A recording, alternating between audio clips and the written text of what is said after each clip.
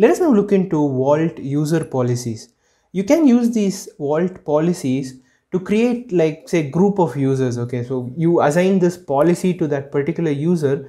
This will enable them to have only those sets of privileges, only to those Vault paths that you have assigned them to. We will look more about it and also the commands as to how to create them. We will also use our local virtual machine where we had already set up Vault from the previous tutorials to create user policies and test them out. Hey everyone, how's it going? Tarun here. You might be listening to this over my podcast, which is on Spotify, Google Podcast, Anchor or Apple Podcast, or you might be watching this video on YouTube, Developer Tarun channel, or on Dev2, which is dev2/Developer Tarun, which is a blog, and also on my own website, which is tarunshiv.com. Wherever you are, let us quickly jump into it and look at Vault policies.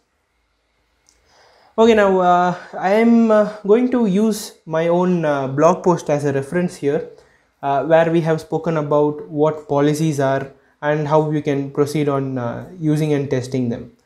So HashiCorp Vault, you would have been aware of it already from our series or on your own. It is an open source software from HashiCorp, and it is, in simple words, it is used to manage secrets.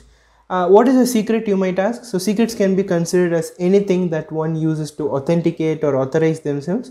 Secrets are also pieces of information that are private to any users. Now coming to policies. Now what are policies?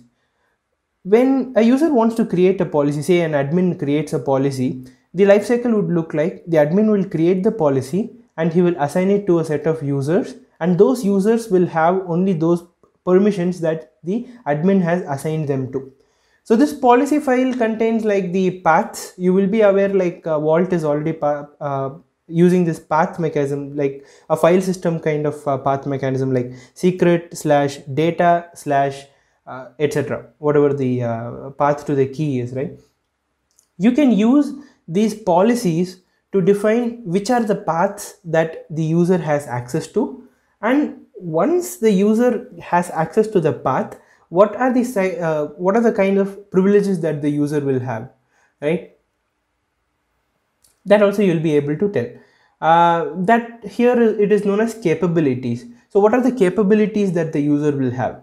So there are various kinds of capabilities which we will come into in a minute. So policies help you create these sorts of rules that define access to various secrets. We can create a policy that allows certain level of access, like create access, update access, read access, delete access, or only the user is only able to list there. Then there are also like pseudo privileges which we can also assign to them, and we can also deny access to a particular path, okay, which will take precedence over any sorts of capabilities that you give to the user over the path. So this user will have only those access or those capabilities mentioned in the policy which is attached to his credentials. This way, Vault makes sure that we provide minimal and only necessary access to the Vault stakeholders. Now let us log in into a virtual machine where we had set up Vault, and let's try these policies hands-on.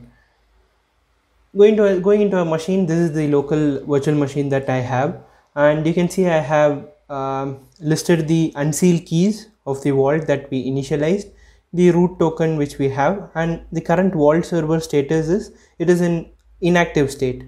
Let us now start this server. Service Vault start, and we will check the status. We will also check the logs of the server by running the command journalctl-u vault.service, and yeah, we can see the server is running. All right, now if we look at Vault status, okay, we haven't exported the variable. Let's export it. So export Vault addr equal to https, and it says certificate is valid for 00000. This might not be the right way to do it. We will come back to this in the next upcoming tutorials, where we refine this URL to give it like a proper URL, right? The cert also would be a proper cert, which we will of course be using it in the future to set up end-to-end setup where we have the MySQL as the backend. But for now, let's just use this. 8200. In your case, you would be putting the actual IP of the Vault server.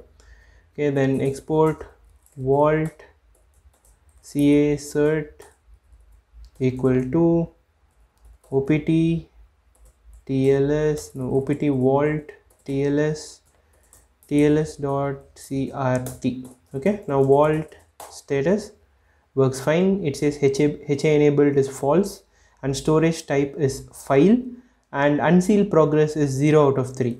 So let's cat the vault.init and command to unseal it is vault operator unseal. Let's give the unseal key 1, copy, paste, unseal again, I'll copy it, I'll paste it, I'll copy the third unseal token. Okay, using 3. Okay, now what we will do is we will take our root token, okay, and export Vault.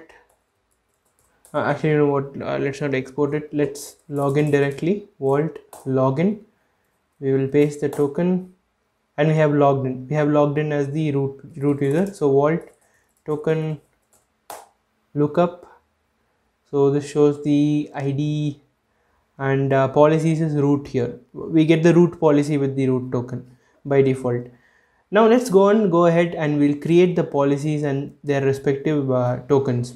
Okay, for that, first we need to understand what this thing stands for. So we have path, and we say that for the secret path and secret slash data slash anything, the user should have the capabilities to read. Now what is this secret? Okay, if you are aware of Vault secrets, let's go there.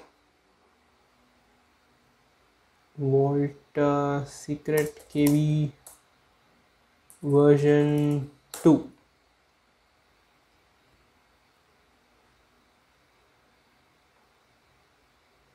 Okay, so the KV secret engine version 2, it has a version 1 and version 2.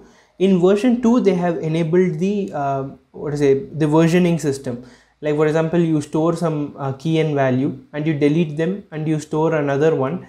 So it means that they store the previous version also, where you had the old key and value, and you get to choose how many versions they can retain. So that is this key value store secrets engine. So here, if we enable this Vault secrets enable version 2 KV, by default it gets initialized in certain path that should be KV or secrets. So let's do that. We will run the command Vault secrets enable version 2 KV, and it has enabled the KV secret engine at the path KV. You can also mention arguments, you can also pass arguments to initialize it at a certain path, but here let's just stick to the default path, which is at KV. Now is the time to create the policies. So the first policy would be secrets user role.hcl, and for this path, since it's a user role, we will give him the capabilities only to read, and we need to modify the path also, which we'll do now. So instead of secret, the path will be KV. If you remember, we have initialized it at the KV path. So we can save this now, and we'll create the admin policy. Now vim secrets admin role.hcl, and here we will paste this policy where he has read, create and update abilities. I'll paste this and I'll update this path to kv/data. I'll save this. We have the user role and the admin role. Now we'll have to write this policy to the Vault. The command is Vault policy write and secret user policy, and we'll have to attach the file. We'll copy that, paste it, secrets user role, and it has uploaded the policy. And we will do the same for admin also. Admin and secret admin policy. Awesome, we have written both the policies.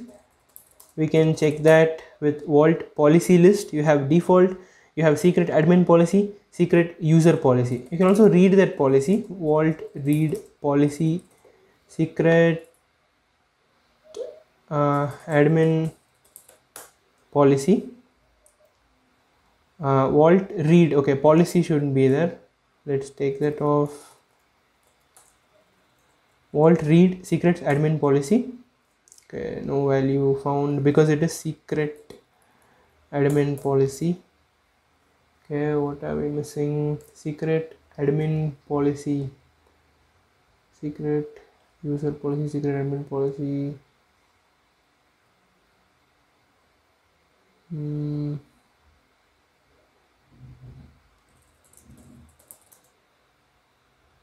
Read secret admin.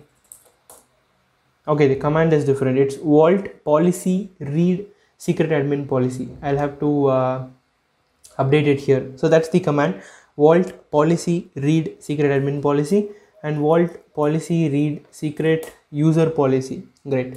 So we have uploaded the policies, and they state that the admin policy has the ability to read, create, update in the path kv/data/anything. So any path that matches that particular regular expression, and this user has ability to only read to that path, right? The secret user policy. Now what are these capabilities? What are the capabilities that are there? We'll look into that also. So here we have capabilities such as read, create, update, delete, list, sudo, and deny policy. So read is similar to the get HTTP method, allows reading the data at the given path. And similar to post and put HTTP method, the create capabilities allows creating the data at the given path. Very few parts of Vault distinguish between create and update capability. So when you want a user to be able to create or update, it's better to give both the capabilities. Okay? And we saw update also, which is similar to post and put, and it is used to change the data at any particular given path. Now coming to delete. So similar to the delete HTTP method, it allows deleting the data at the given path. Coming to list, it allows listing of values at the path. Sudo allows access to paths that are root protected. Tokens are not permitted to interact with these paths unless they have sudo capabilities. And when coming to deny, it disallows the access, and this always takes precedence regardless of any other defined capabilities, including sudo. So even if a user policy has read, create, update, delete, list, and sudo in it, if it has deny in it, then deny will take the precedence, and he won't be able to access that particular path. Now let's go ahead, and we have so far only created the policies. We'll have to assign it to users. We'll have to create tokens here, right? All right, let's create two tokens, which will be our two different kinds of user. One is the user user, another one is an admin user, right? The user is only a read only user. So let's create that. What I will do is here I have the command vault token create format JSON policy secret user policy. I'll paste it,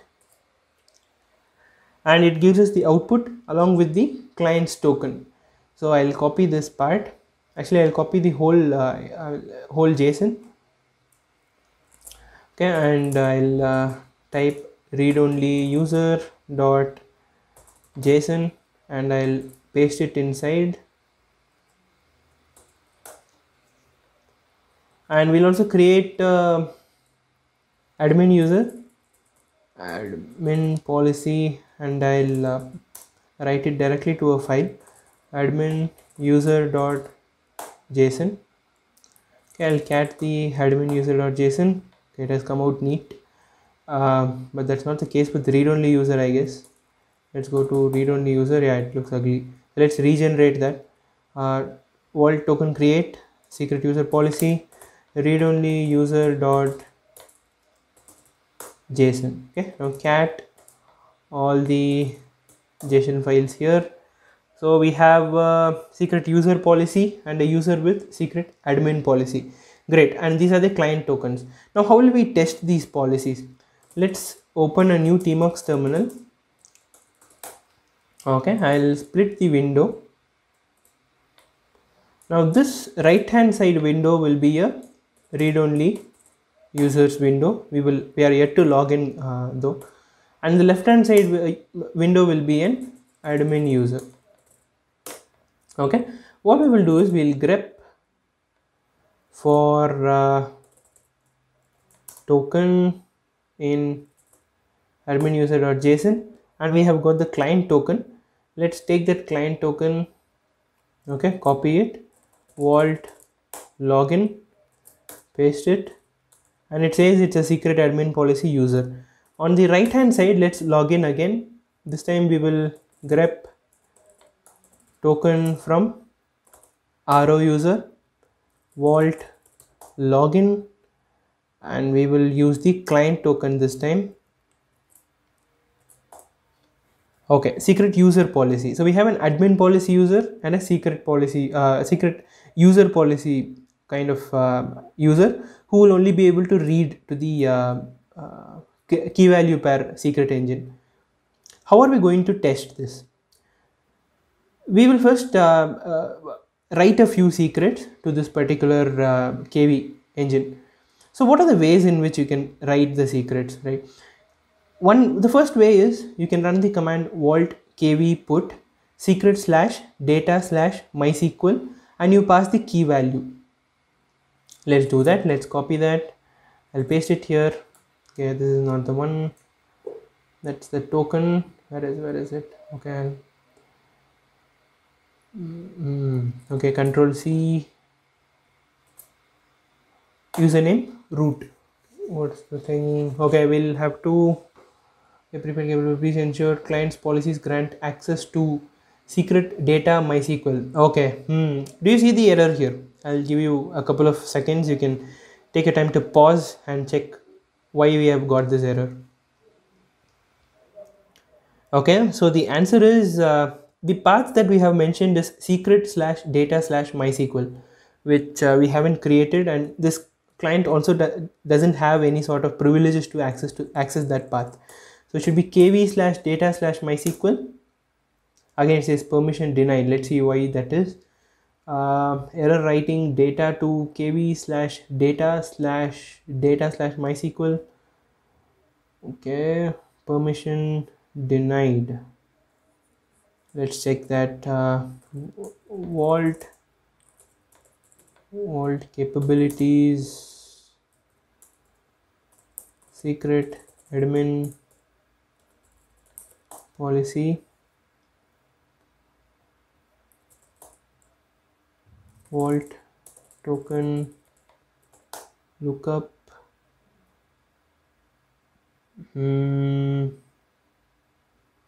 It says secret user policy. That's weird. So what we will do now is we will again do what was that, grep command of admin user. We have this particular client token. We'll copy this, vault login, paste it. Okay, we have secret admin policy, vault token lookup, which tells us that it is an admin policy this time. Let's give the command vault kv put kv data MySQL username root. Let's hit enter and it works. So what was the issue previously? Why didn't it work? So I suppose we were logging in as the with the user policy on the right hand side terminal, and for some reason it came into the left hand side terminal's path, right? Maybe it's because it's sharing the same Tmux session. I'm not clear on that part, but the way I troubleshooted it is I checked the current users current tokens permissions using vault token lookup, and I noticed that it says secret user policy, And then what I decided is, okay, it says secret user policy, which is incorrect. Let me correct it to secret admin policy. And once I corrected that, I was able to write this value. So let's not log in into user policy right now on the right hand side Tmux terminal. Now coming back to how we write secrets into the key value store, we can use this command vault kv put and the path and username equal to root, which is like the key and the value. But you see, when I type history command, you will see this, the user has mentioned username equal to root, right? And this is not safe. So how will you do that? So you can take away the value and you can just mention hyphen there, and once you hit enter, it will give you a blank line or a prompt for you to enter the value. So I'll hit root here, Control D, and that has been written. Okay, now if we go to history, you will see that that particular value is not present here. So this is one more way to write. And there are also other ways, like in the article there are multiple keys you can provide with in a single command. And there is also, I mean, you can also write it to a JSON file and you can pass that file. So you write in a JSON the key and value, you write it in a JSON, and you do vault kv put secret and whatever the path is, and you attach that JSON file along with it. So that's one more way. Now also you can use it via multiple lines. Yeah, vault kv put the path, and you can mention the key value pair in multiple lines where you have this backslash at the end of the line, just to inform vault that you the command is not complete, don't execute it now. Now coming to the actual read part, let's try reading the secret. Okay, vault kv get is the command, vault kv get kv slash data slash MySQL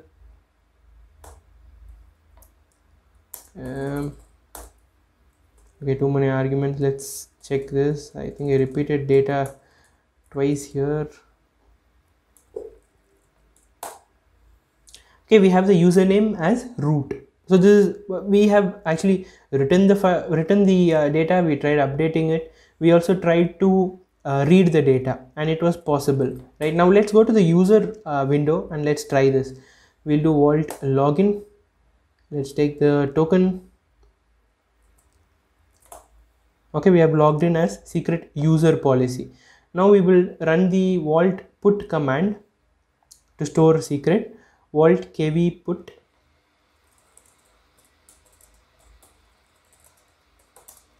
and the path kv slash data slash MySQL username. Okay, this time let's say password, right? And the password root, Control D, and it says permission denied, right? Why is this? If you remember, our secret user policy only has read access to this path, and it does not have create, update, delete, or those sorts of access, and that is why it's saying permission denied. Now you have this token here, which you can share it with those client applications whom you think has to only read from this particular path or the particular engine, the key value engine, and you can share these tokens with the admin clients that will need access to read, write, delete, update data from this particular key value engine. So that is what we wanted to see about policies in this particular tutorial, and we have looked into that. In the next tutorial, what we will be seeing is, we will be seeing how we can set up vault in HA mode, and before that we'll also look up as to how we can set up MySQL MariaDB itself 10.5 version with TLS and SSL, where we are going to generate our own self-signed certificates step by step. So see you all there. Thank you for staying this long in this particular tutorial. See you all in the next tutorial. Thank you. Bye.